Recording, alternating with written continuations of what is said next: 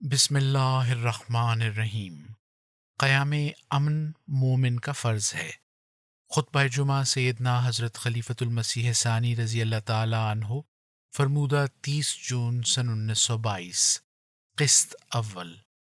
سن 1922 میں حضور رضی اللہ تعالی عنہ نے یہ خطبہ ارشاد فرمایا۔ اس میں آپ رضی اللہ تعالی عنہ نے قیام امن کے فلسفے پر روشنی ڈالی ہے۔ قارئین کے استفادے کے لیے یہ خطبہ شائع کیا جاتا ہے۔ ادارہ: کئی دفعہ لوگ دھوکہ کھاتے ہیں جب کہ وہ اس قسم کے واقعات کو دیکھتے ہیں کہ ایک جنگ کر کے بھی امن قائم کیا گیا۔ وہ کہہ دیتے ہیں کہ امن تو جنگ کے ذریعے قائم ہوتا ہے۔ اصل میں وہ اس بات کو سمجھتے نہیں ہیں۔ اصل یہ ہے کہ خدا کا قانون جاری ہے کہ چھوٹی چیز کو بڑی کے لیے قربان کیا جاتا ہے۔ تشہد و تعوذ اور سورہ فاتحہ کی تلاوت کے بعد فرمایا، دنیا میں اللہ تعالیٰ نے امن اور عدل کے قائم رکھنے کے لیے کچھ قواعد مقرر فرمائے ہیں۔ وہ قوانین اس قسم کے ہیں کہ ان کو نظر انداز کرنے اور ان سے لاپرواہی کرنے سے نہ تو کوئی خود امن سے رہ سکتا ہے اور نہ دوسرے رہ سکتے ہیں۔ تم یہ بات ہرگز نہیں کہہ سکتے کہ بلا امن کے بھی کوئی آرام میسر ہو سکتا ہے۔ دنیا میں جتنی بے چینیاں ہیں وہ سب بے امنی کا نتیجہ ہیں، بلکہ بے اطمینانی نام ہی بے امنی کا ہے۔ غور کرو، جس شخص کی آنکھ، ناک، کان، زبان، انتڑی، معدہ، پھیپھڑا، جگر، دل، تلی وغیرہ سب امن میں ہوں، کیا وہ بے آرام ہوا کرتا ہے؟ انسان کب بے آرام ہوتا ہے؟ تبھی جب اس کے جسم میں امن نہیں رہتا، اس کے جسم کے کسی حصے میں جنگ شروع ہوتی ہے۔ وہ تمام بے چینیاں جو جسم سے متعلق ہیں تب ہی ہوتی ہیں جب جسم کے کسی حصے میں بے امنی ہو۔ یہی حالت جذبات اور خیالات میں بے چینی کی ہے۔ دل کی بے چینی کو اگر دیکھو تو وہ بھی بے سبب نہیں ہوتی۔ کوئی چیز ہوتی ہے جو اس پر حملہ کرتی ہے اور دل کی پیاری چیز کو دکھ پہنچاتی ہے، تب انسان میں بے چینی پیدا ہو جاتی ہے۔ رشتہ داروں یا جذبات میں، دین کے معاملات میں، تمدنی یا سیاسی حالات میں بے امنی ہی کا نتیجہ بے اطمینانی ہوتی ہے۔ کیا وہ ملک بھی غیر مطمئن ہوتے ہیں جن کو کسی دشمن کا خوف نہیں ہوتا اور ان پر کوئی حملہ نہیں کرتا؟ غرض یہ بے چینی اور بے آرامی فقدان امن ہی کا نام ہے۔ جب امن اٹھ جائے یا اٹھ جانے کا اندیشہ ہو تب بے آرامی ہوتی ہے۔ بس کوئی نہیں کہہ سکتا کہ امن کی ضرورت نہیں یا ہمیں چین اور اطمینان کی ضرورت نہیں۔ ہر ایک شخص کے مد نظر آرام اور اطمینان ہوتا ہے۔ اگر ایک بے وقوف اور جاہل سے بھی پوچھا جائے کہ تم آرام و اطمینان چاہتے ہو یا بے آرامی اور بے اطمینانی، تو وہ یہی کہے گا کہ مجھے آرام اور اطمینان کی ضرورت ہے۔ انسانی زندگی کی ساری کوششیں صرف ہی اطمینان اور آرام کے لیے ہوتی ہیں۔ انسان کھانا کیوں کھاتا ہے؟ کپڑا کیوں پہنتا ہے؟ مکان کیوں بناتا ہے؟ علم کیوں پڑھتا ہے؟ محنت اور مشقت کیوں برداشت کرتا ہے؟ اس لیے کہ اس کو آرام ملے۔ دنیا کے سب کام آرام اور خوشی کے حصول کے لیے ہوتے ہیں، اور یہ ظاہر ہے کہ خوشی بغیر امن کے نہیں میسر آ سکتی، کیونکہ ہر قسم کی بے چینی امن ہی کے اٹھ جانے کا نام ہے۔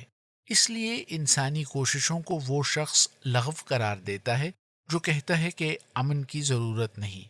جب تک جسم امن میں نہ ہو، روح امن میں نہ ہو، متعلقین امن میں نہ ہو، انسان امن میں نہیں ہوتا۔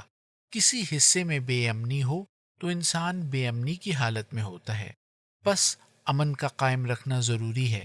اسی کے قیام سے انسان کی زندگی خوش اور مطمئن زندگی ہوتی ہے۔ کئی دفعہ لوگ دھوکہ کھاتے ہیں جب کہ وہ اس قسم کے واقعات کو دیکھتے ہیں کہ ایک جنگ کر کے بھی امن قائم کیا گیا۔ وہ کہہ دیتے ہیں کہ امن تو جنگ کے ذریعے قائم ہوتا ہے۔ اصل میں وہ اس بات کو سمجھتے نہیں ہیں۔ اصل یہ ہے کہ خدا کا قانون جاری ہے کہ چھوٹی چیز کو بڑی کے لیے قربان کیا جاتا ہے۔ دیکھو، انسان بیمار ہوتا ہے اور حضرت رسول کریم صلی اللہ علیہ وسلم نے فرمایا ہے کہ صدقے سے بیماریاں اور عذاب دور ہو جاتے ہیں، چنانچہ لوگ جانور ذبح کرتے ہیں۔ اس کا یہ مطلب نہیں کہ خون ریزی کا نتیجہ امن ہے، بلکہ امن نام ہے بڑی بے چینی کے دور کرنے کا، اور وہ چھوٹی بے چینی یا خون ریزی کے ذریعے دور ہوتی ہے۔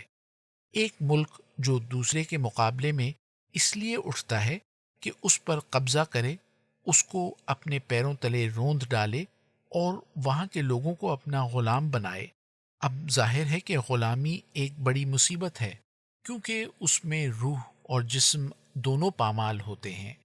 جو قوم بغیر کسی عذر ظاہری کے اپنے ملک کی توسیع کے لیے بڑھے، وہ کبھی مفتوح قوم کے فوائد کو مد نظر نہیں رکھے گی، بلکہ ہر ایک حالت میں اس کو اپنے ہی فوائد مد نظر ہوں گے۔ ایسے حالات میں اگر چھوٹا ملک لڑے تو وہ حق بجانب ہوگا، اور اس جنگ میں اس کو خون ریزی کرنی پڑے گی، جس سے اس پر سے ایک بلا دور ہو جائے گی۔ اس پر کوئی شخص یہ نہیں کہہ سکتا کہ امن نتیجہ ہے فساد کا اور خون ریزی کا، بلکہ یہ خون ریزی اور فساد ایک اور بڑی خون ریزی اور فساد سے بچانے کے لیے کی گئی۔ یا مثلاً ایک شخص کی آنکھ دکھتی ہے، ڈاکٹر اس میں کاسٹک یا کوئی اور تیزاب لگاتا ہے جس سے وہ گندا مواد خارج ہو جاتا ہے، یا جسم کے کسی حصے میں پیپ پڑ جاتی ہے، اس پر پلٹس لیپ، ضماد، لپڑی، پھوڑا پکانے کی دوا جو پکا کر لگائی جاتی ہے، باندھی جاتی ہیں، یا وہاں نشتر لگائی جاتی ہے۔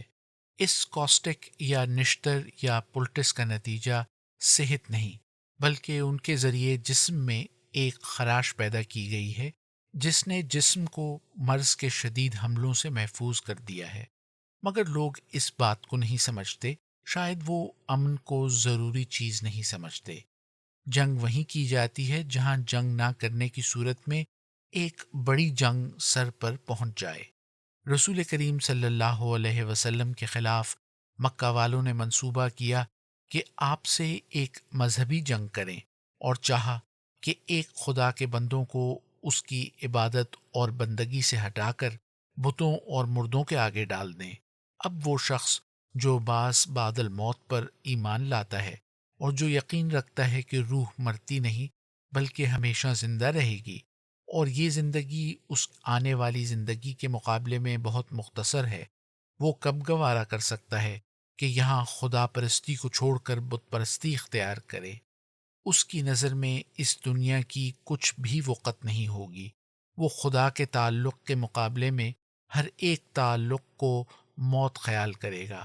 بس چونکہ وہ جسم کے ساتھ روح کو بھی پامال کرنا چاہتے تھے، اس لیے ان کی تلوار کے مقابلے میں تلوار اٹھائی گئی کہ ان کے روحانی حملے کو دفع کریں، اور یہ جنگ اس لیے کی گئی کہ اس چھوٹی جنگ کے ذریعے بڑی جنگ اور بڑی آفت سے مقابلہ نہ کرنا پڑے۔ آنکھ میں کاسٹک لگانا صحت نہیں، بلکہ اس کے ذریعے جو مادہ خارج ہوتا ہے اس سے صحت ہوتی ہے۔